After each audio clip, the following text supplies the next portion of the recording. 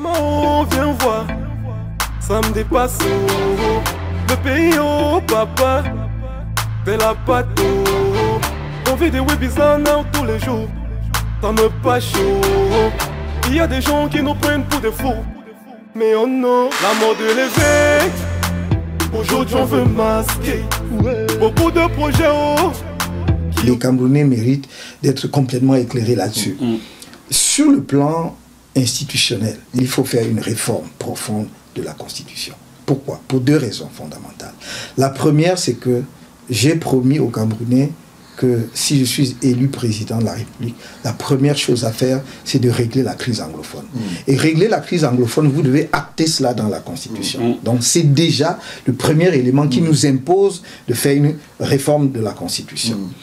Mais quels éléments, pour être plus précis, dans la Constitution, quels sont les éléments que vous touchez prioritairement? Premièrement, la forme de l'État. La forme de l'État. Oui, parce que si vous réglez la crise anglophone, le problème anglophone, cela veut dire que forcément vous touchez à la forme de l'État. Et donc, il faut acter cela dans la Constitution.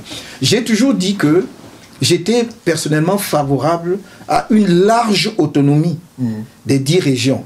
Et je vais vous expliquer pourquoi je n'utilise ni le terme de régionalisme, décentralisation, ni de fédéralisme, parce que pour moi, c'est le contenant.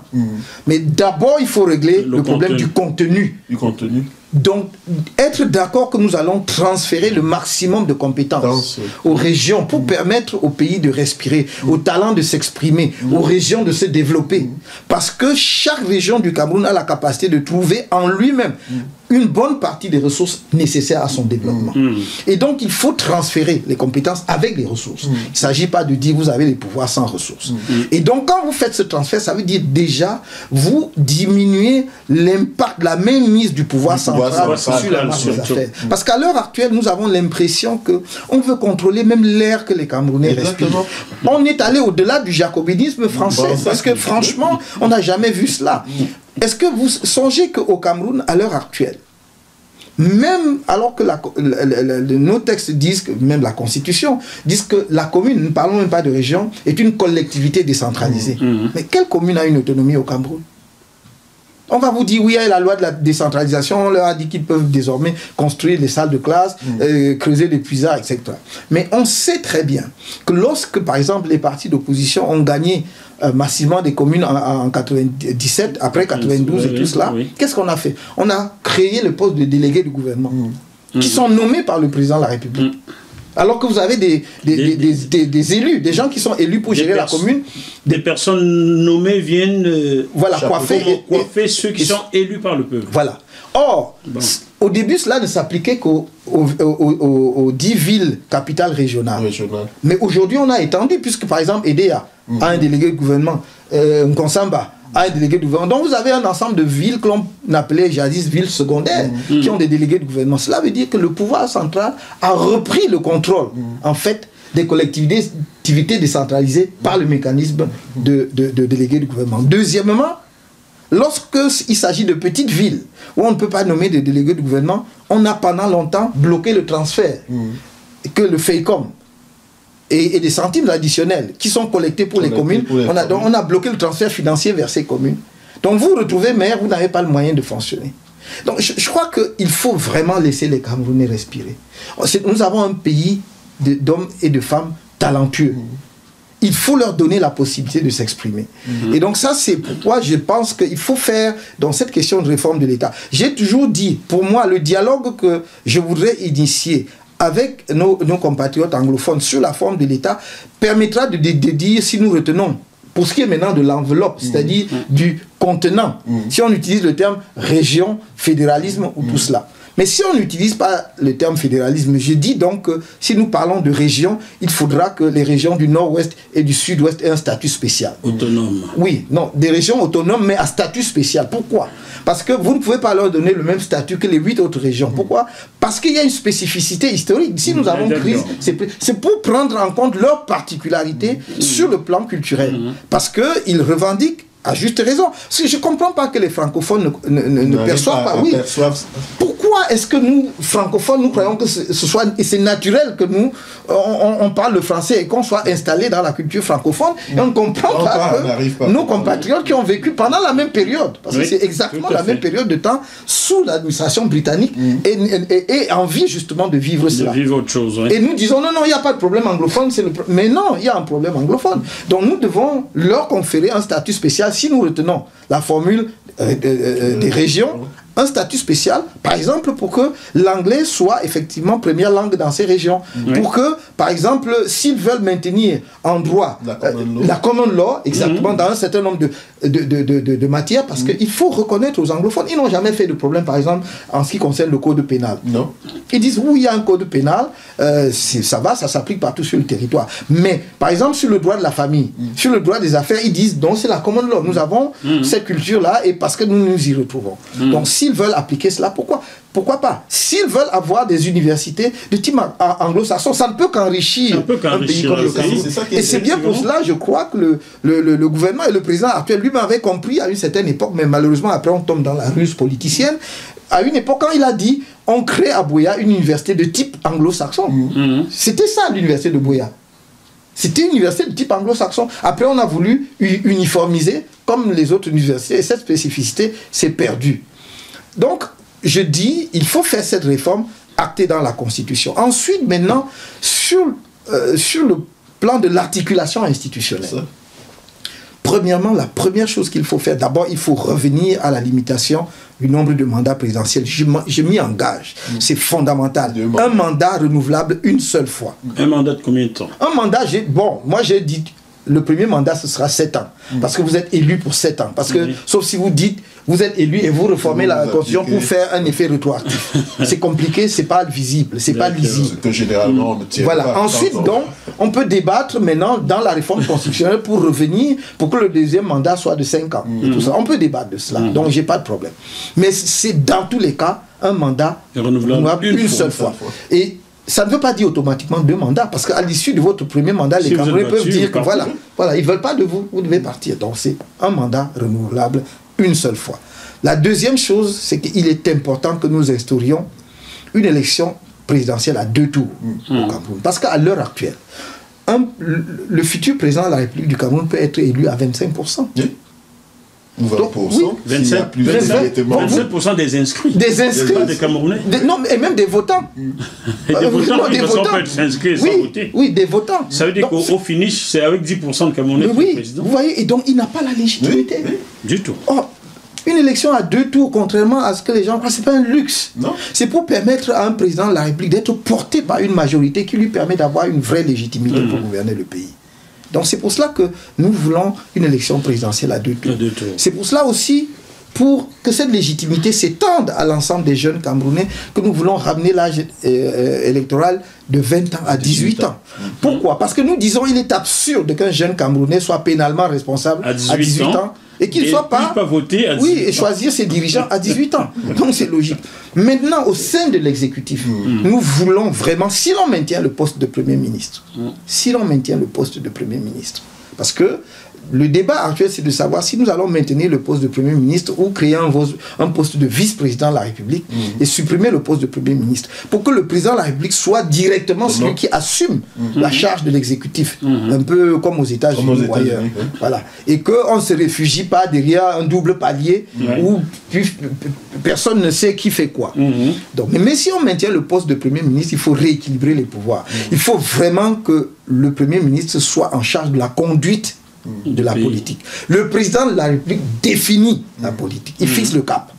Voici là où je veux amener le Cameroun. Voici ma vision du pays. Je veux qu'à tel horizon, nous soyons à tel. Mais maintenant, monsieur le Premier ministre, vous mettez cela en œuvre. Il faut lui donner les pouvoirs pour cela. À l'heure actuelle, plus on vous dit que vous êtes Premier ministre, chef du gouvernement, plus vous savez, nous savons tous que vous n'êtes chef de rien. Et personne ne vous respecte. Voilà, donc il faut que le Premier ministre soit effectivement chef du gouvernement. Qu'on le nomme par un décret séparé, ce qu'on fait à l'heure actuelle, mais au moins 48 heures avant. Pour montrer qu'il a participé ensuite à la constitution du gouvernement qu'on met en place. Parce que vous ne pouvez pas le nommer 1 heure et 2 heures après, vous nommez son gouvernement. La spécificité du Cameroun aussi, où je me pose la question, c'est qu'il peut être chef du gouvernement, mais si on ne montre pas qu'il émane d'une majorité, il y a un processus, je dirais, électoral légitime, mais c'est de cette majorité qu'on a tiré un Premier ministre. Parce que quand on nomme un Premier ministre, comme ça se fait au Cameroun, même si on dit qu'il est chef du gouvernement, au bout d'un moment, vous savez comment les équilibres du gouvernement font qu'à un moment vous avez été au gouvernement. Vous savez très bien qu'au bout d'un moment, certains commencent à dire moi, mon portefeuille est tellement un ministre important que j'ai pas besoin souvent de me référencer au Premier ministre, je vois plus haut. Donc, là, il faut quand même aussi qu'on insiste sur la légitimité même d'un Premier ministre.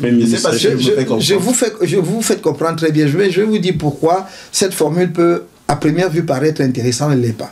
Pourquoi? Parce qu'en fait, ça, c'est une formule parlementaire que vous mettez dans un système semi-présidentiel. Pourquoi? Parce que même lorsque vous allez choisir un Premier ministre dans les rangs des parlementaires, c'est encore vous qui le nommez. Donc ça ne change rien. Parce que c'est pas parce qu'il a été élu député que vous ne pouvez pas le dégager après. Donc c'est pas ça. En réalité, le problème actuel vient du fonctionnement de l'exécutif. Donc si je vous en parle, c'est parce que je sais comment ça se passe.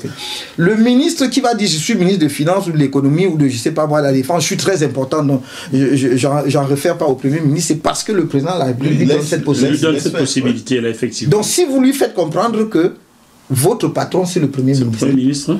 Moi, je traite avec le Premier ministre pour lui donner les instructions pour animer son gouvernement. Et vous devez effectivement obéir au Premier ministre. Si vous faites cela, qu'il vienne du Parlement ou pas, il sera respecté. Je crois, parce que, voyez-vous, nous avons en fait voulu copier, ou en tout cas nous inspirer, disons ça comme ça, nous inspirer du système semi-parlementaire de la 5e République en France. Et vous voyez bien que le Premier ministre en France ne vient pas toujours du Parlement. Non. Mais il a quand même une certaine autorité sur le gouvernement. Il a quand même une certaine autorité sur le gouvernement. Même s'il y a quelques ministres qui peuvent se réclamer directement du président de la République, sauf si le président de la République veut gêner son Premier ministre, il lui donne quand même des marges de pouvoir. Et le président de la République lui-même n'aura jamais intérêt à ce que on donne l'impression que son Premier ministre est trop faible. Et fragilisé. Voilà, est fragilisé. Donc c'est au président de faire comprendre au gouvernement que j'ai nommé un Premier ministre pour qu'il conduise l'action gouvernementale. Donc vous devez effectivement passer par lui. Voilà. Mais dès lors qu'il y a des passages parallèles, oui, évidemment, vous fragilisez la position du Premier ministre. Donc je crois qu'il faut rééquilibrer ses pouvoirs. Et ce qu'on peut faire à cet égard, au lieu de dire il faut qu'il ait... Parce que la légitimité parlementaire n'est pertinente que si vous dites le chef du parti majoritaire au Parlement devient Premier ministre. Mais si vous le faites et il tient sa légitimité du Parlement et non pas du président de la République, vous faites du bicéphalisme. Et ça ne va pas marcher parce que le Premier ministre... Oui, voilà. Le Premier ministre, à tout moment, peut confronter le président en disant de toute façon, vous avez été élu suffrage universel. Moi aussi, je suis élu. Voilà, et lui, je suis issu de la majorité parlementaire. Donc il faut mettre en place un dispositif qui fonctionne. Mais c'est au président de la République de rééquilibrer c'est lui qui imprime la... Exact. Et moi, je crois qu'on peut aller plus loin. Parce qu'à l'heure actuelle, c'est le président de la République qui donne au Premier ministre ce qu'il veut donner. Mais on peut effectivement inscrire dans la Constitution quelles sont les attributions du Premier ministre. Donc être un peu plus précis là-dessus pour qu'il ne soit pas dépendant du bon vouloir du président. Confusion, voilà. Et la troisième chose, c'est de rééquilibrer les pouvoirs entre l'exécutif et le Parlement. Il faut que notre Parlement cesse d'être une chambre d'enregistrement. Franchement, je ne crois pas. Ce n'est ni bon pour la démocratie, ni en réalité pour la bonne marche du pays. Parce que, pourquoi est-ce que je le dis? Évidemment, si on est président, on a envie d'avoir une majorité parlementaire sur laquelle on compte. Mais il ne faut pas caporaliser les députés au point où ils ne peuvent pas... prendre d'initiative, même sur des choses qui peuvent vous aider en tant que chef de l'exécutif. Je prends un exemple. Vous avez une situation où le Parlement peut, par exemple, créer une commission d'enquête parlementaire. Laissez-le fonctionner. Parce qu'ensuite, c'est votre majorité. Vous pouvez donc quand même voir avec eux les résultats, mais au moins, ils vous auront permis d'avoir des informations complètes sur ce qui s'est passé. Vous avez un déraillement à Iseka. on aurait pu s'attendre à ce qu'il y ait une commission parlementaire qui dise je vais aller voir. Il y a des désastres économiques au Cameroun dus à la mauvaise gestion, on peut à un moment donné laisser une commission parlementaire se constituer. Et à ce moment-là, les résultats, parce que le Parlement après n'acte pas seul, on informe le chef de l'exécutif, le président de la République, et on regarde quelles mesures prendre, parce que ça peut aller dans le bon sens pour le pays. Donc il faut... Mais ils ne peuvent pas le faire, professeur Kamto, dans la mesure où ils sont démocratiquement nommés, le peuple démocratiquement informé. Malheureusement, oui, c'est cela. C'est pour cela que nous disons, effectivement, il faut restituer au peuple camerounais son pouvoir de souverain, donc, dans la désignation de ses représentants. C'est le peuple qui est souverain. Et chaque fois que nous nous écartons de cette idée, que nous oublions que même le président de la République est élu au suffrage universel, quand ensuite il se fait fort de ce qu'il a la légitimité populaire, donc le populaire veut dire que c'est le peuple qui lui confère cette légitimité. Il ne doit donc jamais l'oublier. Et par conséquent, il faut laisser au peuple camerounais la possibilité de s'exprimer par les divers mécanismes qui lui permettent de s'exprimer, c'est-à-dire le chef de l'exécutif, mais aussi le Parlement. Le Parlement, voilà. Effectivement. Il faut quand même que je dise un mot sur la justice. Oui. Non, sur la justice, voilà. Mais aussi sur, sur est-ce que vous gardez les deux chambres ou pas? Ah, ça, c'est une, oui, c'est une question. Si nous faisons la régionalisation ou le fédéralisme, il faut garder les deux chambres. Vous savez, j'étais contre les deux chambres. Et dans un avant-projet de constitution que j'ai rédigé en 1990, en fait, qui avait donné le coup d'envoi de la cascade des projets de constitution qu'on avait élaboré jusqu'à la constitution de 96. Si vous regardez dans le Messager, c'était publié dans le Messager. C'est le tout premier texte constitutionnel rédigé justement après l'ouverture au libéralisme dans les années 90. On n'avait même pas encore consacré le multipartisme, c'était moi. Et dans ce projet, je disais justement, je ne vois pas le rôle du Sénat. Dans la logique de l'époque. Pourquoi je vous le demande? Oui, voilà. Oui, c'était dans la forme de l'État de l'époque, il n'y avait vraiment aucune raison. C'était un État centralisé et je ne voyais pas pourquoi il fallait un Sénat. Maintenant, lorsque vous faites le régionalisme, le Sénat est, et c'est même ce que dit la Constitution actuelle, la Chambre des représentants des régions. Et si on devient un État fédéral, ce sera la Chambre des représentants des États fédérés. Parce que vous avez le Parlement qui représente le peuple directement. Et vous avez cette première chambre, l'Assemblée nationale qui représente le peuple, et vous avez le Sénat, donc qui représente soit les régions, soit... Parce qu'ils ont à cœur de veiller aux affaires régionales, ou aux affaires fédérales, des États fédérés, si c'est le fédéralisme, qui peuvent être parfois perdus de vue par l'Assemblée nationale qui est là pour élaborer des choses pour l'intérêt des populations. Donc, tout dépendra de la forme de l'État que nous allons arrêter en définitive. Mais je pense que comme on ne peut pas faire moins, demain, on ne fera pas moins que le régionalisme, je pense qu'il faudra maintenir le Sénat pour cette raison et pour cette raison uniquement. Mais on peut, dans ce cas-là, et on doit même dans ce cas-là, redéfinir les attributions du Sénat. Pour que ce ne soit pas simplement la copie conforme de l'Assemblée nationale. C'est-à-dire, si le Sénat est là pour faire exactement la même chose que l'Assemblée nationale, c'est sans intérêt. Donc, il faut revoir ses attributions et comment il impacte. Mais aussi, il y a un autre volet qui, je pense, choque aussi les Camerounais, parce que je voyais encore ce volet où on nomme le président de la République nomme certains sénateurs. Est-ce que vous revenez aussi? Non, vous avez raison de soulever. Non, ça c'est une surveillance. Et en plus, ces sénateurs qui deviennent le président non, vous avez absolument raison. C'est une survivance, on pourrait dire monarchique, sauf que le Cameroun n'a jamais été une monarchie. C'est-à-dire que dans l'histoire des institutions du pays où le Sénat est né, il fallait que le roi quand même... Mais non, il n'y a aucune raison, c'est même absurde. C'est même, quelque part, à mon avis, un peu... Oui, les Camerounais seront prompts, ceux qui sont de l'autre côté, à vous citer 1000 exemples dans le monde. Mais ce n'est pas une raison. C'est-à-dire que si la Chambre de l'ordre. Absolument. Donc ce n'est pas une raison pour revenir si les gens font des choses liées à leur propre histoire ou à pire, si les gens font des bêtises, ce n'est pas une raison pour que nous fassions les mêmes bêtises. Donc pour moi, les sénateurs, si nous maintenons les sénats, tous les sénateurs devront être élus. C'est clair. Pas les grands électeurs. Oui, il n'y a pas de raison d'avoir des sénateurs nommés par le président de la République. Ça n'a pas de sens. Professeur Kamto, dans d'autres programmes, vous avez énoncé les 5 piliers de votre projet politique. Oui. Quelle est la faisabilité de ces projets par rapport à l'héritage qui risque d'être le vôtre? Justement, nous avons... Sachant surtout, je vais ajouter ceci, en matière économique, le Cameroun est aujourd'hui avoisine les 7 000 milliards de dettes publiques. Le FMI tire d'ailleurs la sonnette d'alarme arguant que votre pays est à 35% de son PIB. Oui, du taux d'endettement. Alors, comment vous faites la faisabilité? Vous avez raison de poser cette question. Avant de vous répondre sur la faisabilité, je voudrais dire que depuis 4 ou 5 ans, nous avons été les premiers. Et si vous regardez tous mes messages de fin d'année, cela est dedans. J'ai toujours dit le rythme d'endettement de notre pays n'est pas bon. Et de l'autre côté, les ministres de l'économie et des finances ont toujours dit non, c'est rien. Les normes de la CEMAC nous permettent d'avoir jusqu'à 70% du taux d'endettement du PIB. Et je leur ai dit, il ne suffit pas de faire 70% de taux d'endettement. Il s'agit de savoir la qualité de la dette. Ce que on fait de la dette, de l'argent que l'on emprunte. Vous avez des pays, même comme celui où vous m'accueillez, qui sont à 100%. Mais qui sont, leur signature est encore crédible sur le marché de l'emprunt. Parce qu'on sait qu'avec 0,5% de taux de croissance, ils règlent cela.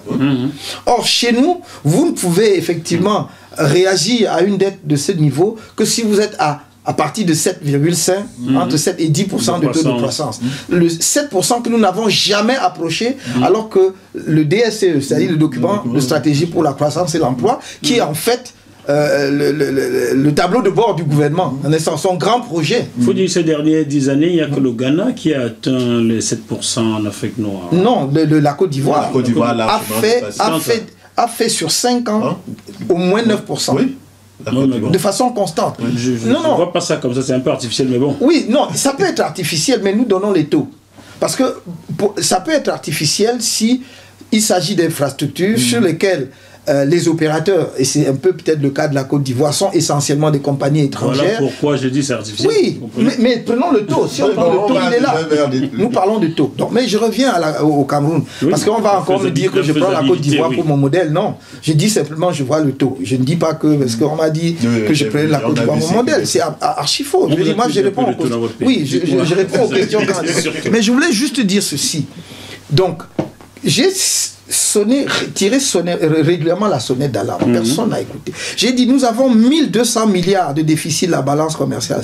Ça ne peut pas continuer comme ça. Dans les moins 1200 milliards, nous avons entre 600 et 650 milliards de dollars d'importation de produits de consommation alimentaire.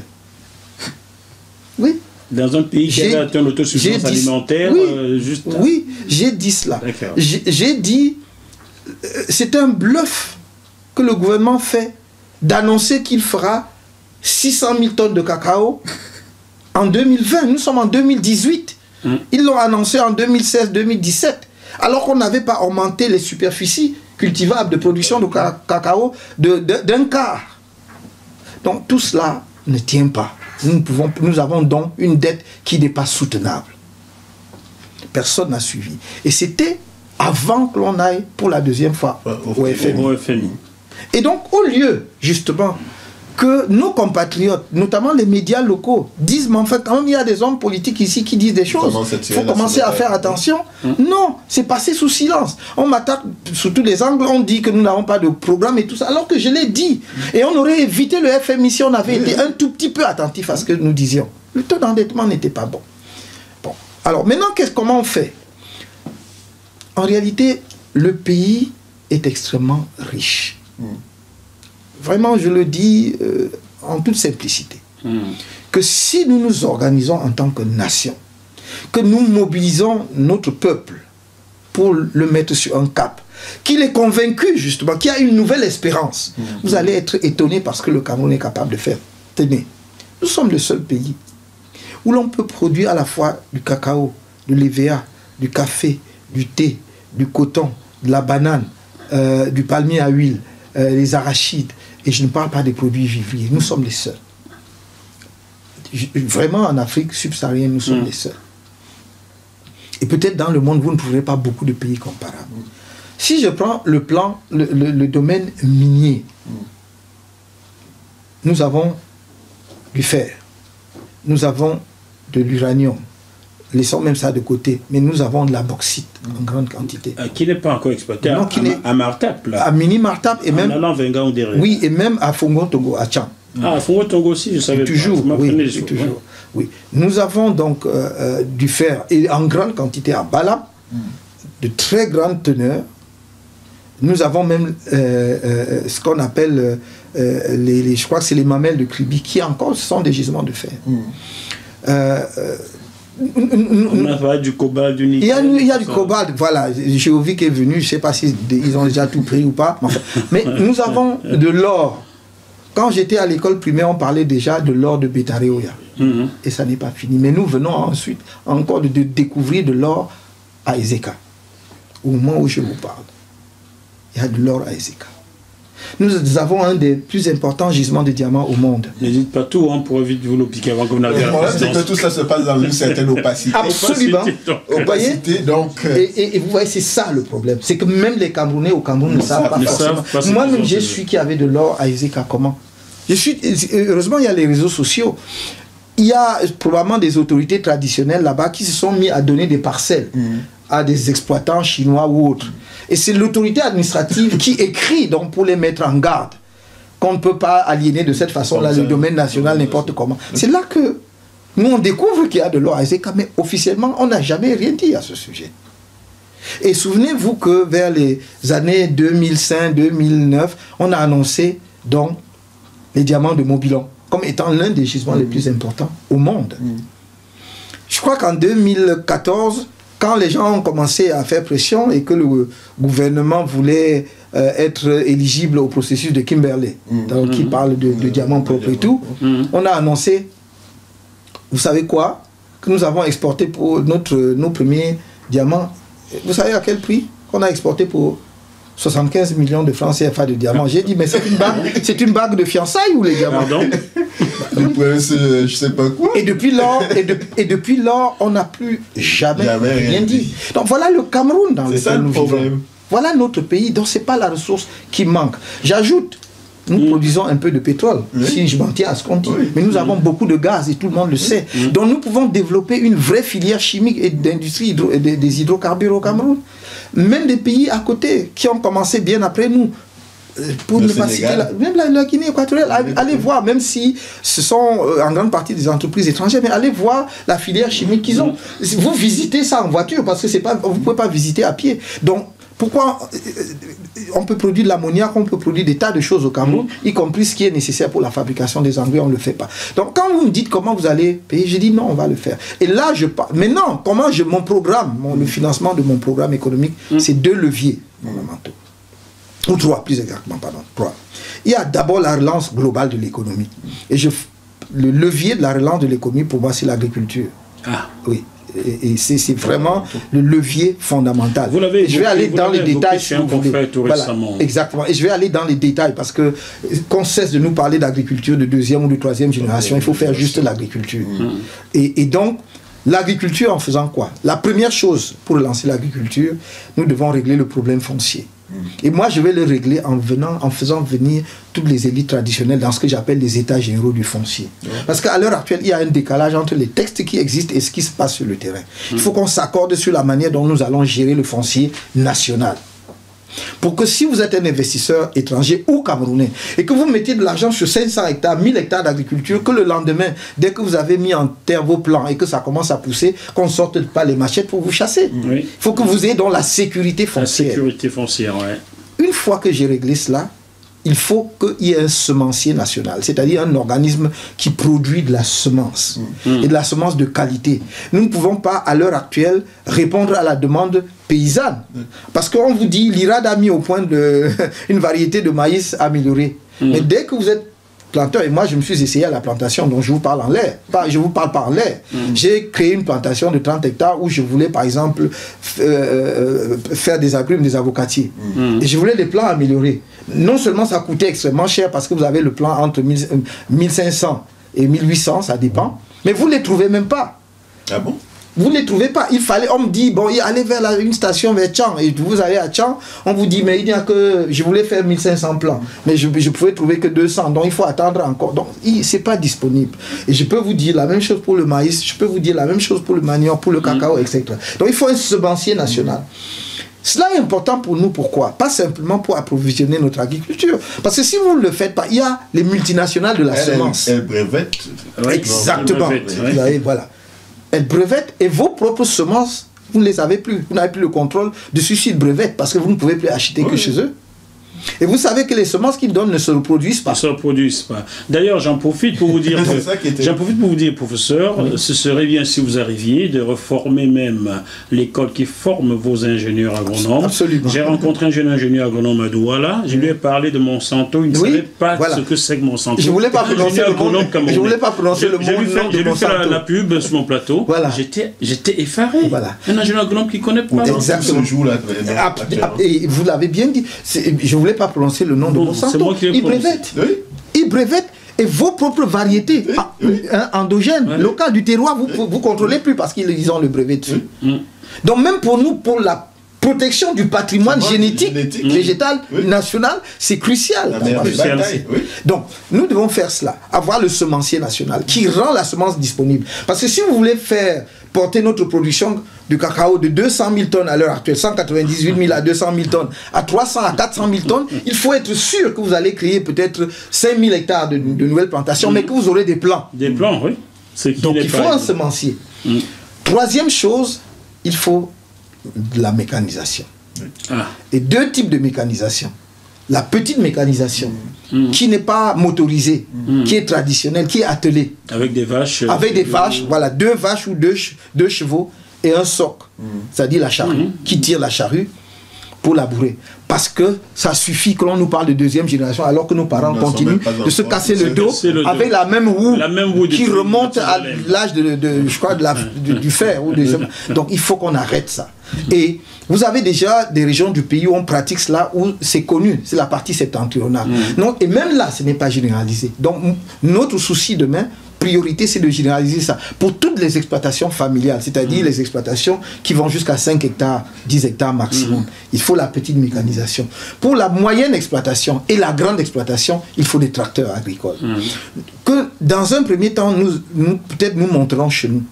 Mais mon objectif, président de la République du Cameroun, c'est de faire en sorte que le génie camerounais éclate. Je ne ferai pas assembler les voitures au Cameroun.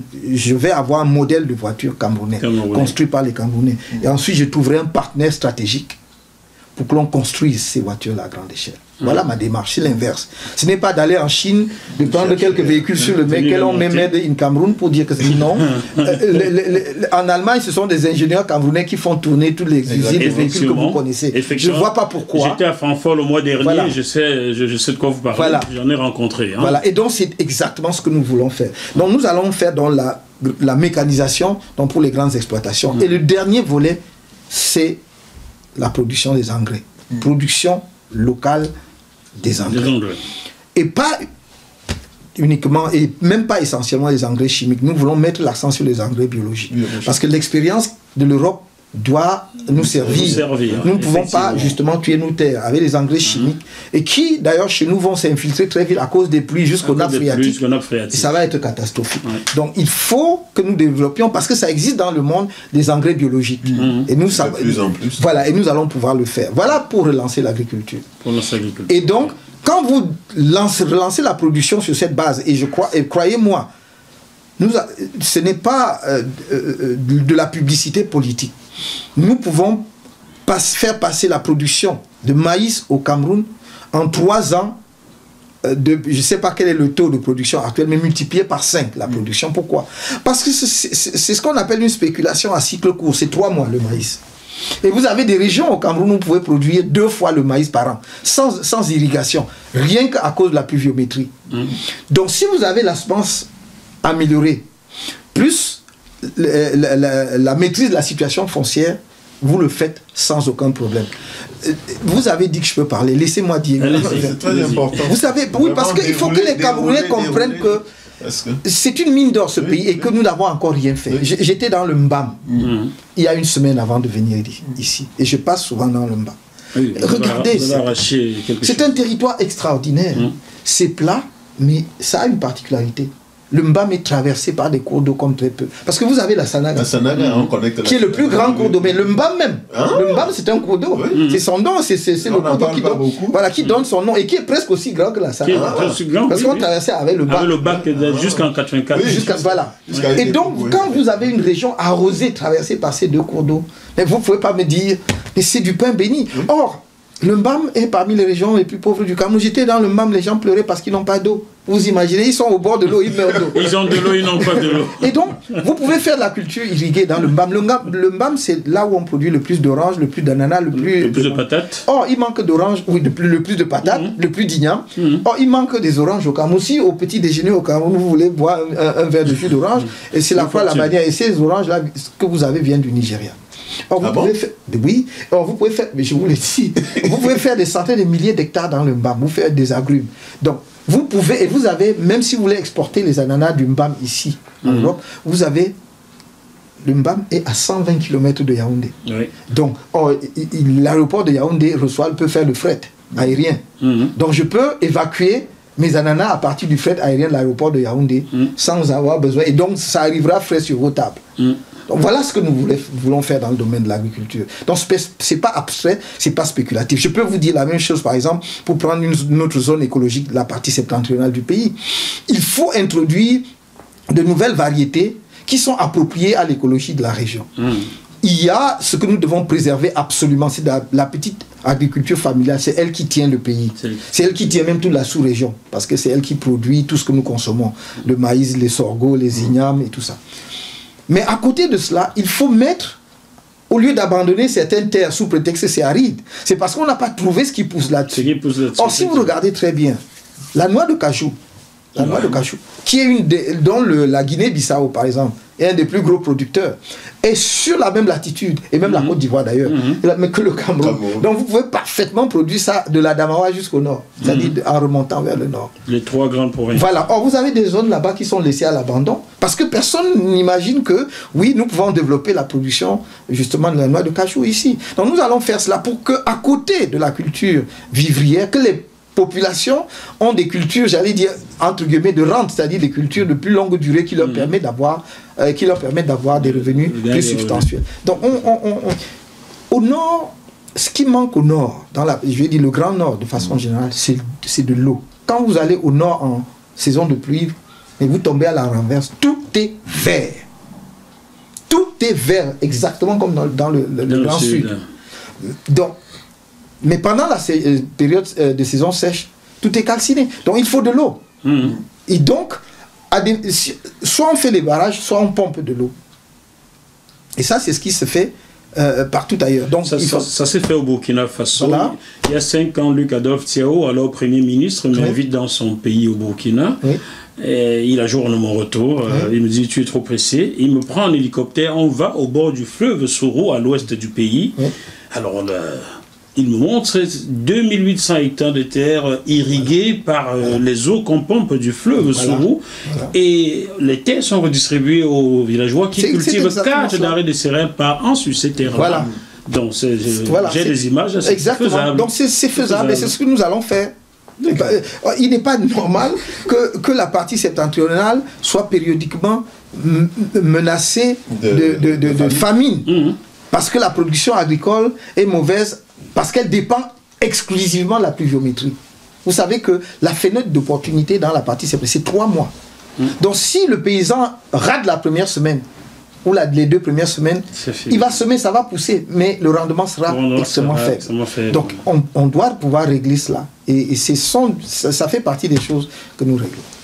Nous allons rester sur le plan économique. Il y a de cela 10 ans et quelques mois, nous étions le samedi 8 décembre 2007, se tenait à Lisbonne le sommet des chefs d'État africains et européens. Alors, Nicolas Sarkozy, alors président de la République française, avait réuni les chefs d'État d'Afrique francophone dans une pièce pour leur présenter les APE. À l'époque, votre président de la République était représenté par son premier ministre Inoni Ephraim. quelque chose m'avait surpris ce jour-là. 2 chefs d'État avec laquelle apporte au nez de Nicolas Sarkozy et ses APE. Il s'agissait de Maître Abdoulaye Wade du Sénégal et de Laurent Gbagbo qui me prit à côté pour m'expliquer ce qui se jouait là-dedans. Donc voilà les seuls 2 qui ont quelque porte. Aujourd'hui, votre pays est le seul pays à avoir ratifié ces accords-là. Comment en sortez-vous, Joël? Tu as peut-être quelque chose à ajouter? Non, c'est parce que c'est pourquoi on vous a posé la question sur la faisabilité de votre projet. C'était pas tant qu'on suit ce que vous proposez, mais le projet a aussi un sens quand on le met dans un environnement. Oui. Et l'environnement, ce sont des contraintes. Oui. Parmi nos contraintes, il y a les APE. Les APE. Comment on fait? Qu'est-ce qu'on fait avec? Très bien. Merci de poser cette question. D'abord, pour l'information complète des téléspectateurs, moi je voudrais préciser ici que dès le premier jour, les premières phases de négociation, j'ai toujours été contre les APE. Une chose que je connais très bien, pour avoir, comment dirais-je, bien travaillé pendant mes études, c'était les accords liant les ACP à l'Union européenne, enfin, d'abord à la communauté économique européenne et puis à l'Union européenne. Donc je sais comment ça fonctionne. Et toutes les analyses nous montrent que ces accords ne nous ont jamais aidés à nous développer. Pourquoi? Parce que non seulement ça a extraverti nos économies, mais cela nous a spécialisés dans des monoproductions agricoles. Donc, les APE ne pouvaient pas me laisser indifférent. Donc, j'étais attentif à ce qui se jouait, puisqu'il s'agissait de sortir ce modèle-là pour entrer dans le modèle que l'on veut effectivement greffer à l'OMC. Et j'ai dit, ça n'est pas bon pour nos pays. C'est pas idéologique. C'est vrai aujourd'hui. C'est pragmatique. Des institutions le disent. Les rapports aujourd'hui disent que nous sommes perdants. Voilà, je l'ai dit. Mais comme d'habitude dans nos pays, les gens sont autistes et refusent d'entendre les autres. Et aussi peut-être parce qu'il y a beaucoup d'intérêts personnels ou individuels en jeu que nous ignorons. Et qui amènent les gens effectivement à prendre des positions qui sont contraires aux intérêts de leur pays. J'ai dit que les APE n'étaient pas bons. Pourquoi? Parce que vous ne pouvez pas, dans une compétition économique comme celle qui se déroule dans le monde aujourd'hui, demander à une ère qui est la plus fragile, la plus faible en termes d'industrialisation, en termes d'entreprises capables d'affronter la compétition mondiale, justement de se désarmer pour affronter cette compétition. C'est lui demander d'aller à l'abattoir. Comment est-ce qu'on a pu signer ça dans votre pays? Bon, mais que voulez-vous que je vous dise? Ceux qui l'ont signé... Ce sont des intellectuels qui disent votre pays, rassurez-moi. Ceux qui l'ont signé savent, oui, malheureusement les intellectuels parfois se fourvoient aussi quelquefois. C'est quand même assez dramatique parce qu'au Cameroun, nous avons tous grandi dans un pays, on connaît le dynamisme on parlait des commerçants camerounais, on avait même un embryon d'industrie au Cameroun. On est en train de tuer. Qui va être tué par les APE. Mais comment on sort de ça? Parce qu'il ne s'agit pas d'être dans l'affrontement ou dans l'incantatoire. Quand ça ne profite pas à un pays et que ça nous assomme comme ça pourrait nous assommer, il faut prévoir une porte de sortie ou une porte de renégociation. Comment on fait? C'est précisément là-dessus que je voulais arriver, parce que je voulais vous répondre. Mais avant cela, je voulais dire pourquoi, encore une petite chose, pourquoi j'étais contre les APE. Parce que c'est le contre-exemple de tout ce qui s'est fait dans le monde pour les pays qui voulaient se développer. C'est ce que j'ai dit. J'ai dit depuis 2 ou 3 ans à la télé, c'est le contre-exemple. Nous ne pouvons pas faire croire aux Camerounais qu'ils veulent émerger et prendre justement tout ce qui va les immerger. Oui, voilà, et faire exactement le contraire de tout ce que tous les autres pays qui sont dits émergents aujourd'hui ont fait. Tenez, la Chine. La Chine, pendant 30 ans, après la mort de Mao, et la neutralisation, si j'ose dire, de la bande des 4, quand Deng Xiaoping reprend les commandes, qu'est-ce qu'il fait? Il crée les fameuses 6 zones de développement économique spécial, où il attire en fait la technologie, les capitaux. Et injecte cette technologie dans l'économie chinoise. Pendant 30 ans, c'est fermé, personne ne sait ce qui s'y passe. Et quand ils se sentent prêts, ils ouvrent. Et tout le monde découvre dans ce grand atelier du monde. C'est ce qui s'est fait, on n'a pas fait le contraire. Les Africains, avant de savoir marcher, veulent courir. Donc, et donc ça, c'est contraire à nos intérêts. Alors comment on sort? Vous posez la question à un juriste. Exactement. Nous sommes face à un accord. N'est-ce pas? Et comme vous l'avez dit, il n'y a que 2 manières de sortir d'un accord. Ou vous dénoncez l'accord, ou vous renégociez l'accord. Il n'y a pas 1000 manières. Et qu'est-ce que vous feriez? Non, moi je pense qu'il faut toujours commencer par la négociation. Parce qu'il faut éviter de donner l'impression aux gens que vous venez pour la confrontation. Il faut renégocier en leur disant c'est intenable pour nous. Oui, parce que nous ne pouvons pas en fait nous mettre la corde au cou. Nous-mêmes pour nous. Donc, ça n'est pas tenable, ça ne peut pas nous permettre de nous développer, et ça n'est même pas dans votre intérêt, parce que plus vous allez nous maintenir à ce niveau, plus vous allez avoir des masses de migrants qui vont mourir, certes, une bonne partie au Sahara, une bonne partie dans la Méditerranée, mais il y a une bonne partie arrivera. Donc vous avez intérêt à nous laisser qu'on se développe pour garder nos compatriotes chez nous. J'ai envie, moi, demain, de venir voir mes compatriotes ici. Dès que les Camerounais me font confiance, croyez-moi, je le dis sur votre plateau, c'est la première chose que je ferai, c'est de dire revenez pour qu'on construise le pays. Revenez pour qu'on construise le pays. Parce que j'ai besoin de vous pour qu'on construise ce pays. Parce que le Cameroun a vocation à être un pays développé.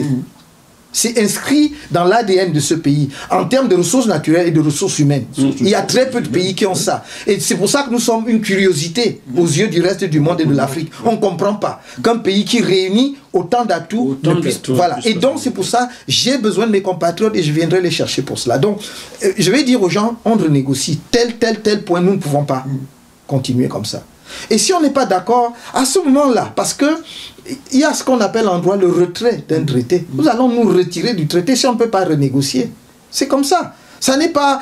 bien sûr, il y a des contre-coups, mais lorsque vous prenez de telles mesures, vous analysez justement les pour et les contre et on assumera le contre-coup. Il ne faut pas croire que vous allez vous retirer sans contre-coup. Il faut accepter les contre-coups. Donc il y a un prix à payer, on paiera le prix. Mais nous, il vaut mieux payer un certain prix et sur le long terme se développer plutôt que justement de se faire enchaîner aujourd'hui et pour ne jamais se développer. Je ne peux pas continuer, moi, si j'étais en charge de la direction des affaires de mon pays, voir mes jeunes compatriotes partir parce qu'ils sont désespérés par rapport à la situation du pays, alors que nous avons la possibilité de les développer.